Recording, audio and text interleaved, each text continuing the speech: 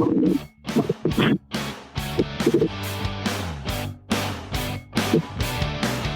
welcome to Infusion Health, the podcast, and I'm comedian Chris Patrick, aka self-proclaimed Parliament, and I'm here with my co-host and significant other, Rach. Hey guys! Now today we got an interesting show because we're talking about a subject I really love, real estate, and I am so glad to have my brother on the show. Now my brother's a real estate investor. He has a few properties. Now, first of all, before we get the show started, we are here to encourage, not discourage, and one of the things is too is that with this, I don't know any real estate investor who hasn't ran into any problems. So what we're basically here to tell you is that he's already gone and had the problems, and this is stuff he's going to tell you to do so you don't make the same mistakes he's made. And I'm just going to bring him on. Boyd, welcome to the show. Thank you, Chris. Thank you so much. Okay. Good afternoon. Okay, now back in the day, we had the infomercials. Now they're all over the internet.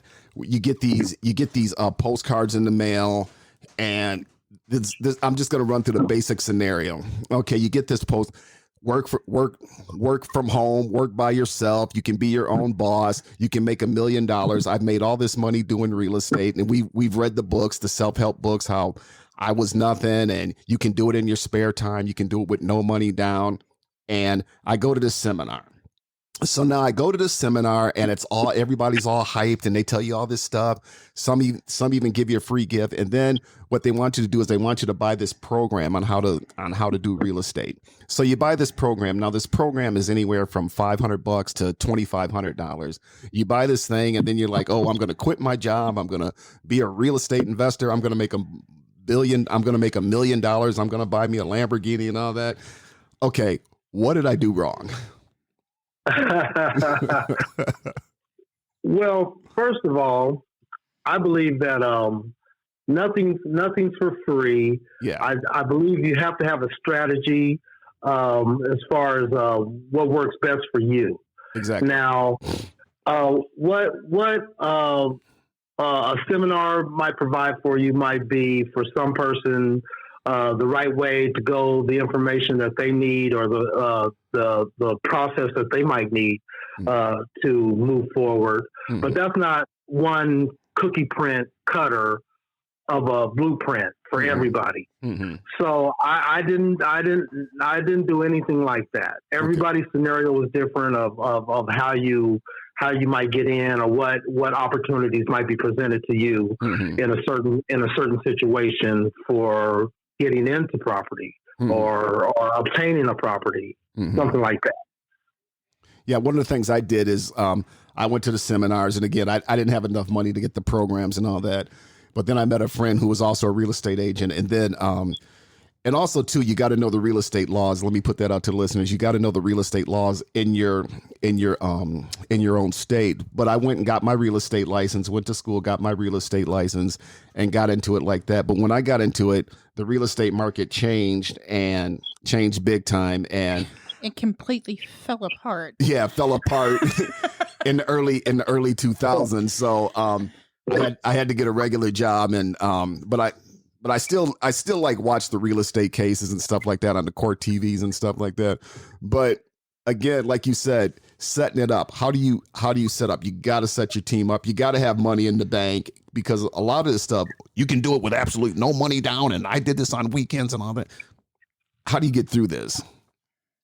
Well, it just depends, Chris. Mm-hmm. It just depends, buddy. As far as having a the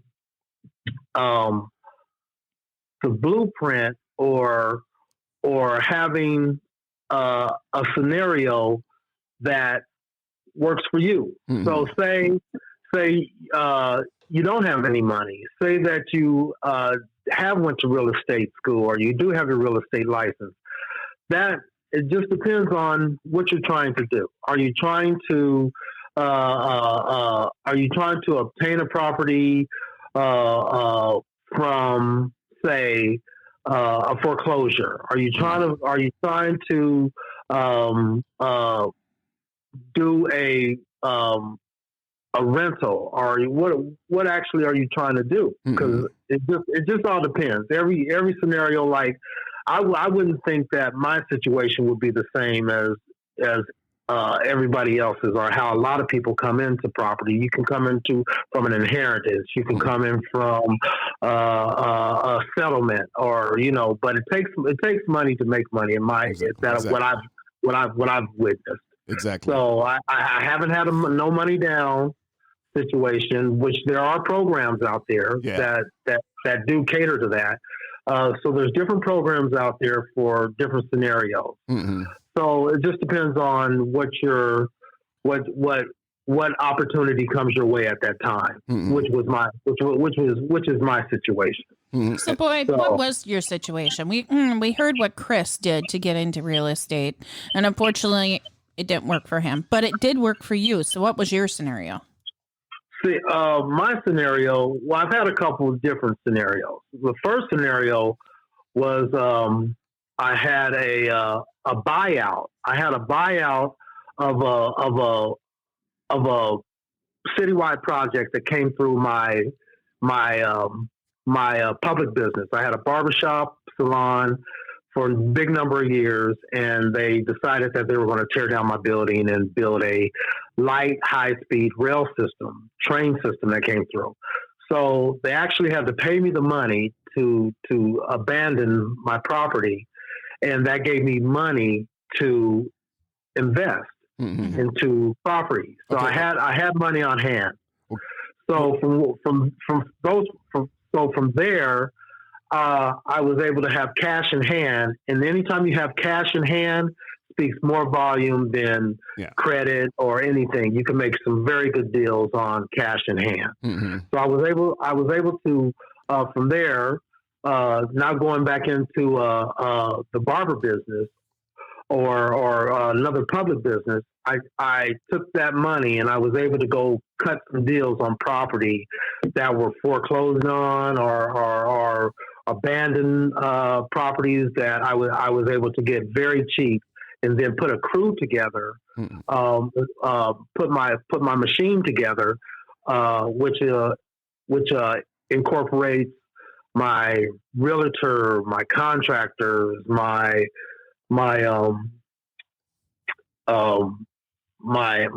help to move forward on projects. So I was able to get properties very cheap, in wherever they were. They're not always in the same city that you're in. They're not always in the same location that you're in. So I was able to take cash on hand and turn it and buy distraught properties and refurbish them, fix and flip per se, for terminology that your listeners might be aware of. So I was able to buy bad properties, rundown properties, and put a crew together, machine together, which I like to call it, and able to locate the properties through my realtor, put a contracting crew together that could build it up, strip it out, build it back up in a matter of a short period of time, and put it back on the market and resell it. Okay. So that's kind of like my scenario. Okay, and what just to the listeners out there, what Boyd just explained is what he did, and it's the old basic scenario: you buy low, sell high. And what he did is he did what we call a flip. He flipped the property. He took it.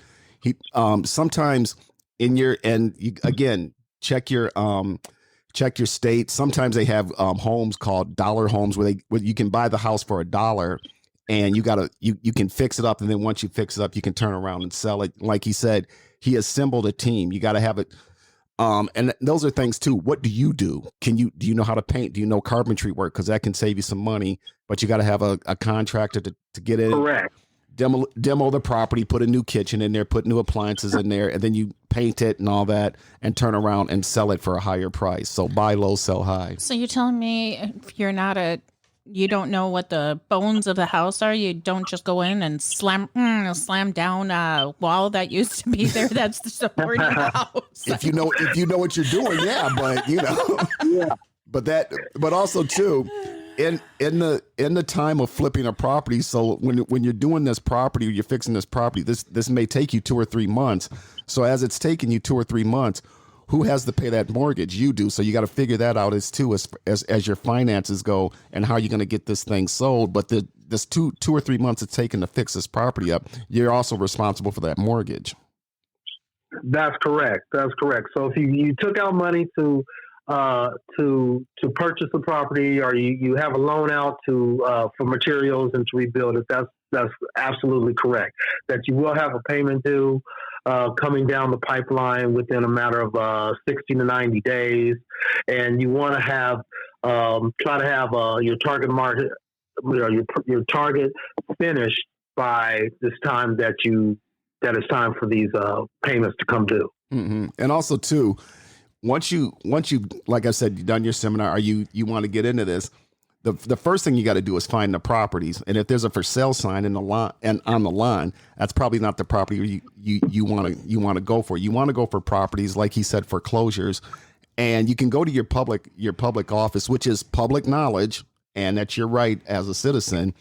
And you can find these foreclosure properties. You send them a letter saying, "Hey, I'd like to talk to you.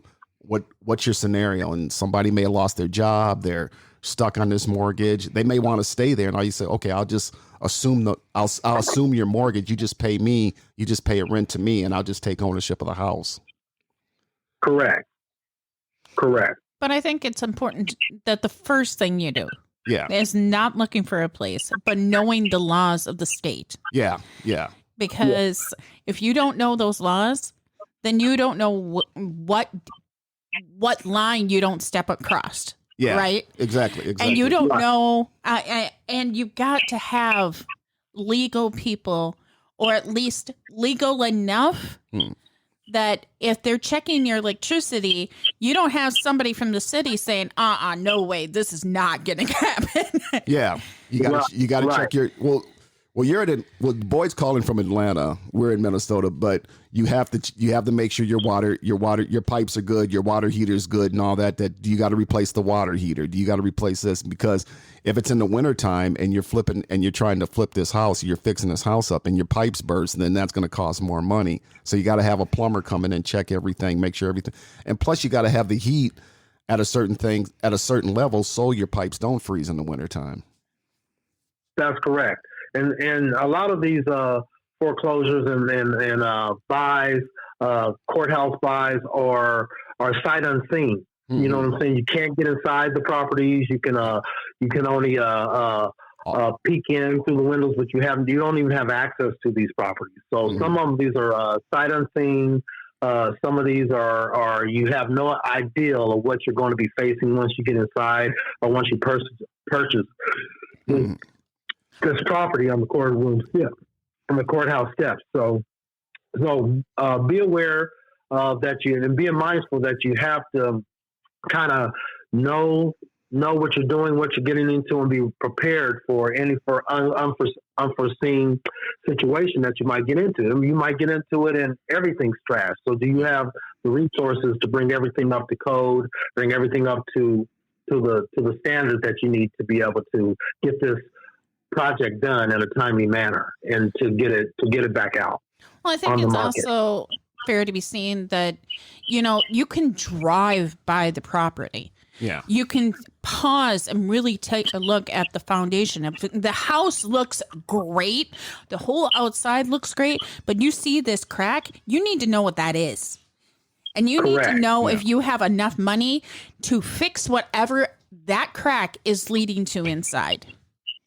That's correct, Rachel. So it's definitely a research, a business move for you, and you need to have you need to examine and have the knowledge and understand what you might be facing once you obtain the property.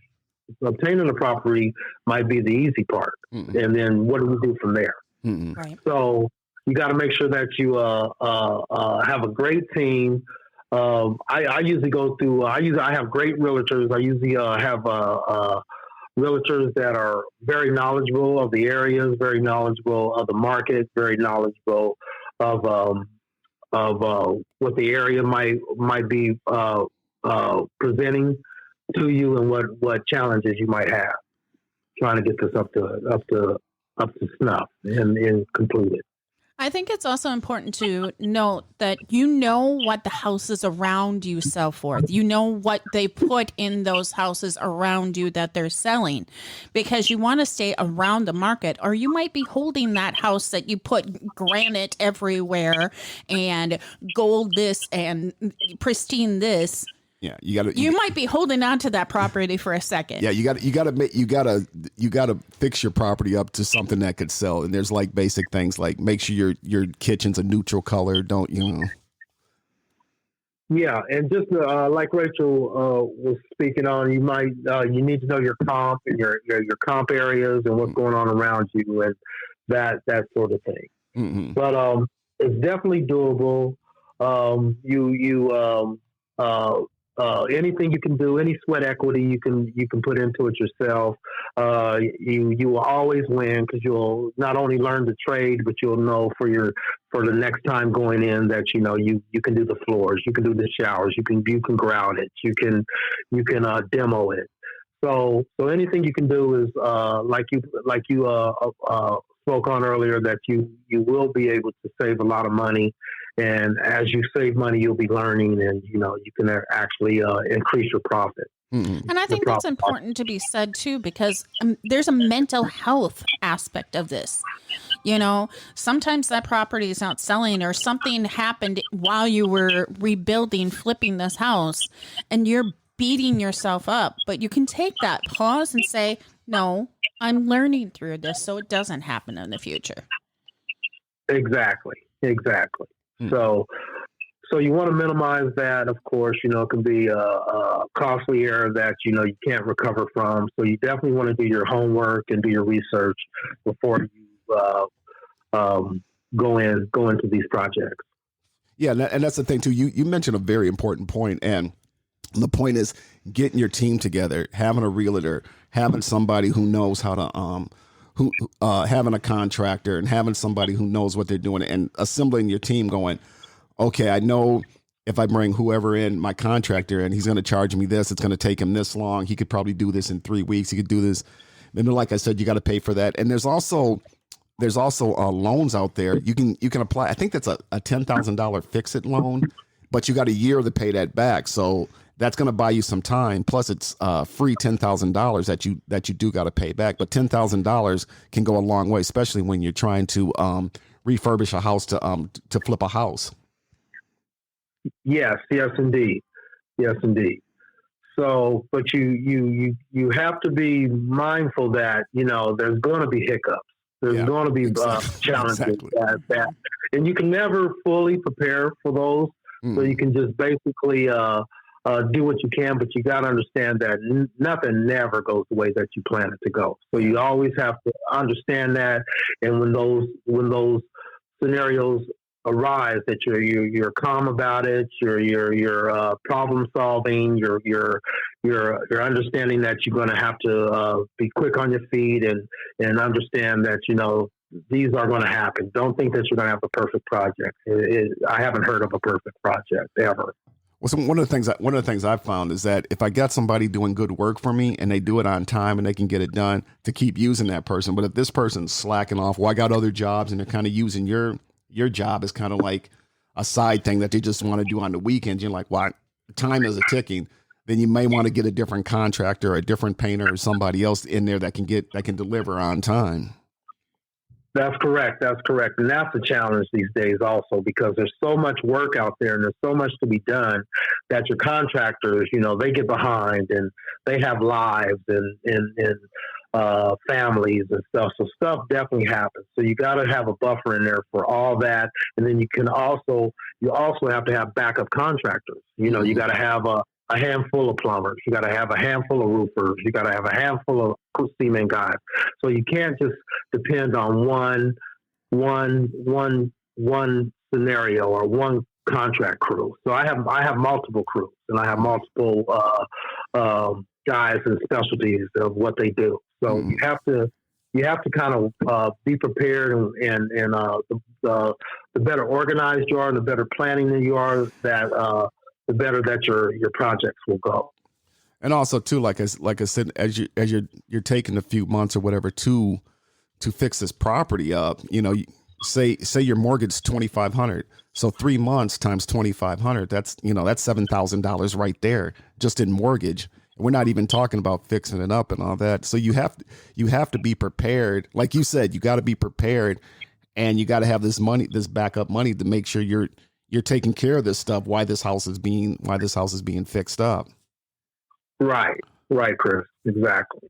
And also too, I'm sorry, Boyd, but also too is, I don't know about Atlanta, but in Minnesota, once you flip 5 properties, 5 transactions, you have the state makes you, the way it was explained to me was the sheep's and the wolf. When you first start, you're sheep. Now you've done 5 properties, you're a wolf. You know a little bit more than other people, and you have to apply for what they call a temporary broker's license. You can't have realtors under you, but you have to apply for a temporary broker's license, basically saying, hey, I know a little bit more. But that's by the law in Minnesota. I'm not sure about Atlanta, but I know we have a law like that in Minnesota. Right, correct. So every state's different. You have to check with your local real estate commission and see what exactly what their laws and require from you, and as you move forward. So yes, that's correct. And also too, with certain properties too, like we're talking about laws, like say you found this house and you're like, well, you know what? I want to put a deck out on the back. You can't just go and put a deck out. You got to have somebody come and inspect it to make sure, because if you spend all this money and throw this deck on the back, and it's going to look good, but the inspector may come over and say, this was never inspected. So this was never put in the blueprint. This is not the right kind of soil to build this deck on. Yeah. That's right. So yeah, you have to pull your permits and do everything by the book, and then you'll save yourself a lot of headache and money in the long run. I think it's not just deck, but house color. The outside house color might play a factor in where you're building. Putting this flip also. Correct. And then there's other things that you can do. You don't actually have to flip them. The economics challenges that we're all going through these days might dictate to you that you just want to fix it up and hold on to it. So I do here lately. I haven't been doing a lot of fix and flips per se. I've been doing a lot of fix and keeps. And fix them up and rent them out and that kind of stuff, which you hold on to the property.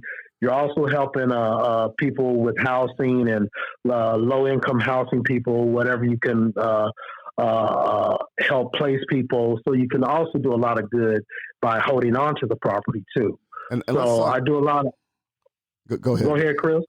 And let's talk about that, because one of the things they do, like you said, helping people out, they got what they call Section 8.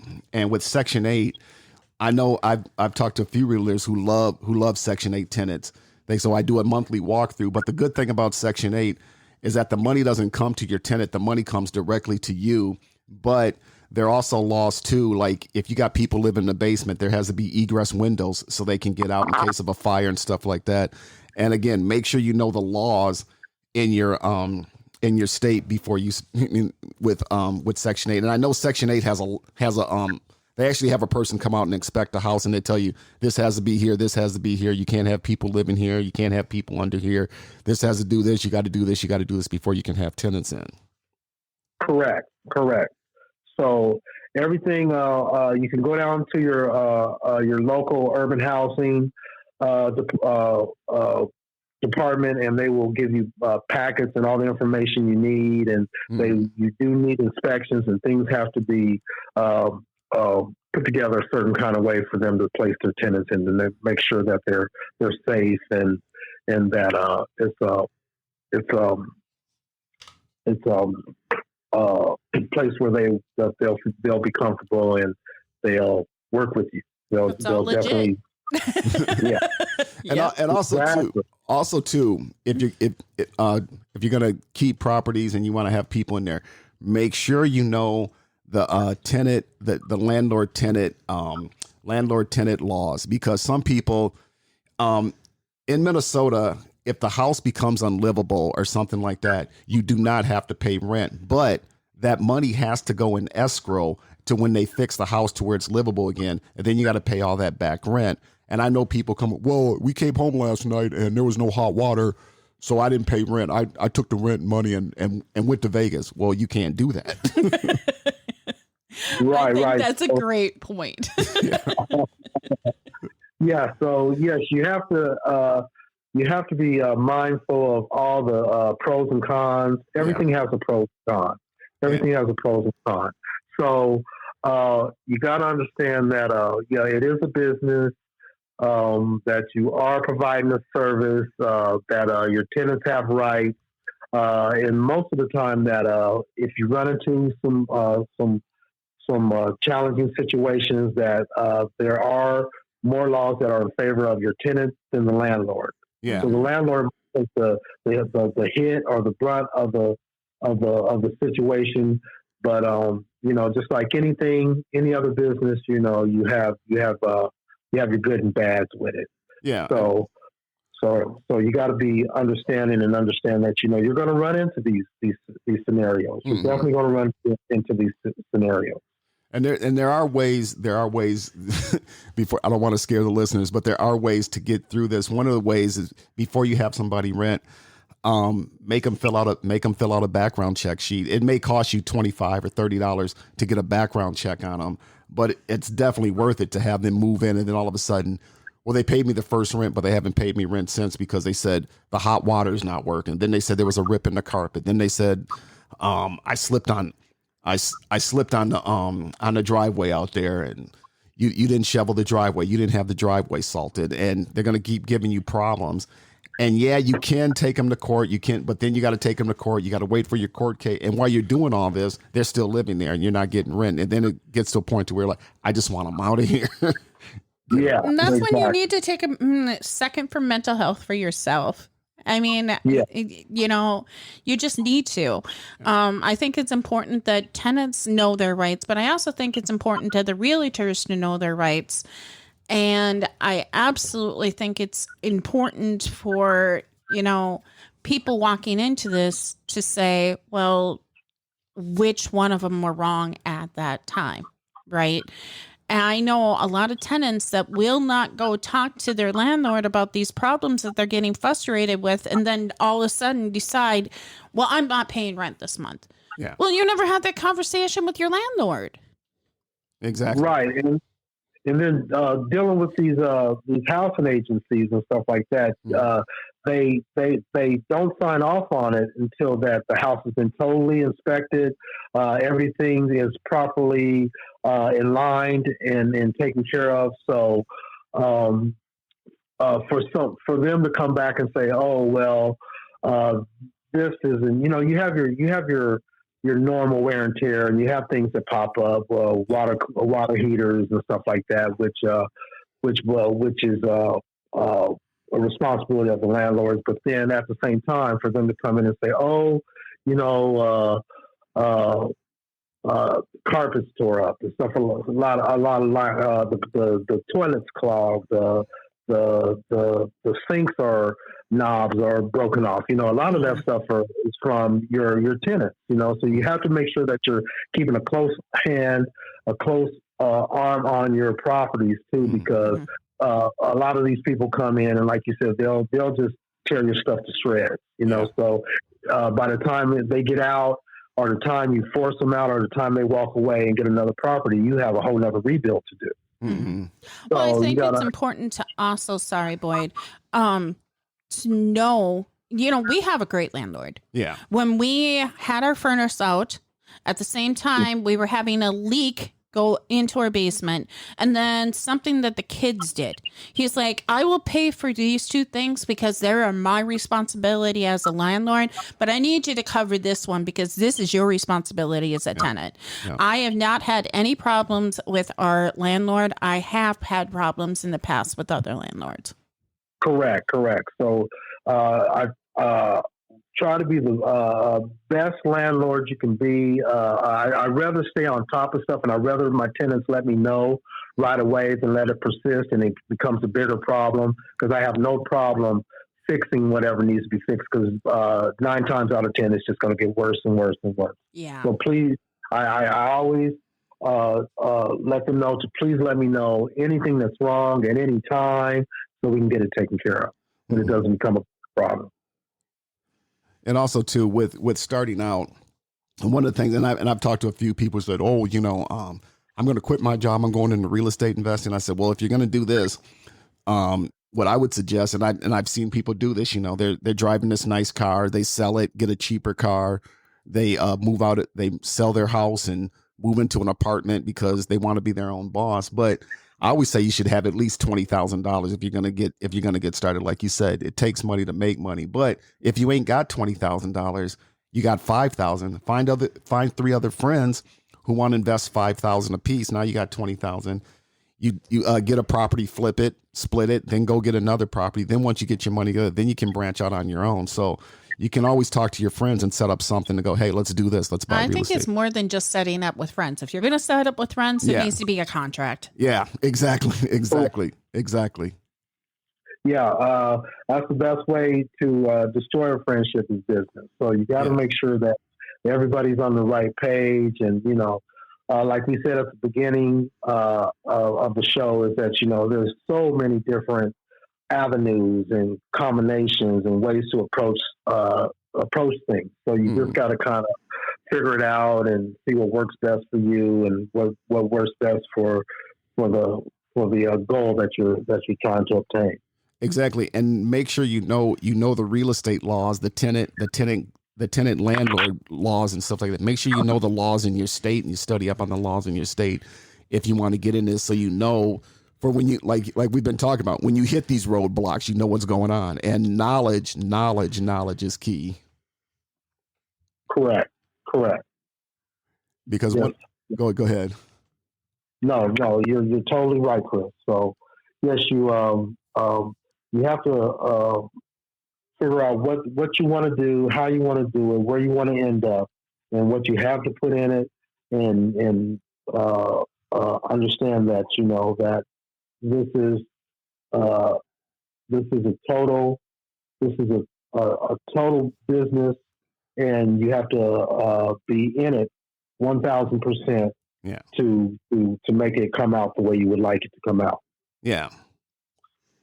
You got to be there to get it. When you're getting it started, like I said, you could get investors, but sometimes you may have a friend that's like, here's $5,000, make me some money, and you're like, okay, cool, I'll do this. He may have to come over once during the contract and go, okay, this is what it's going to look like. This, okay, cool. All right, you sold it. Okay, here, I put in $5,000. I made $10,000. Okay, now my $5,000 I put in is now $7,000, and you split it up, and then go on to the next property. I think it still has to be said that if you're going into business with even an associate, even more friend, I don't care if you're, if me and you did business together, there has to be a contract. Yeah. Because relationships sever for other reasons, and then you're both on board for this thing. And as far as contract, you can go down to the local courthouse, file an LLC, and say, hey, this is Chris and Rachel investment, and then this is what we're going to do. She's part owner, she's part this. And like I said, you can, once you do enough properties to where you got enough money to where you can branch off on your own, then go, hey, we're going to dissolve this LLC. I'm going to go here. I'm going to go here. And also too, when you have an LLC, make sure you know about the tax, as far as what you got to pay in taxes and your profits and all that. But that, again, with your team, make sure you have an accountant that knows what's going on. Right. So, but it can be very, very profitable. It can be very rewarding, and it's basically that you have. It is what you put into it. So just like anything else, that you have to take it serious. You have to put time in it. You have to be educated about it, and you have to develop it. And it can be great for you. It could be great for your family. It could be great for business, and it could strike your independence. So it's worth anything that you have an ideal in. So if you have ideal, or you have a want and a desire and a drive to do anything, not just real estate, that I totally commend you on, and encourage you to follow your dreams and go for it. You know, go for anything that you might feel in your heart that you might want to do. Go for it at any cost, and apply yourself, and you can do anything out there that you desire to do. Exactly. Well, boy, this has been like I said, love talking real estate. I know you do. History. This has been a great conversation. Do you got a website or something if somebody wants to get a hold of you, or more information if they want to get involved in this? They can email me at mbpskycuts@yahoo.com, and I will address it, and be happy to answer any questions or help out in any way I can. All right, I'll have him text that to me so I can put that in there for the show notes for you guys. Okay, and Boyd, again, thanks a lot, brother. And I'm going to let Rach close us out. You guys. Okay. You guys. Thanks, of course. We've come to an end again, and real estate doesn't have to be mentally taxing on your head. You know your education, go learn more, know what you're doing, get your team, and just build the house you want, the dream you want, the job you want. Have a great one. Take it easy.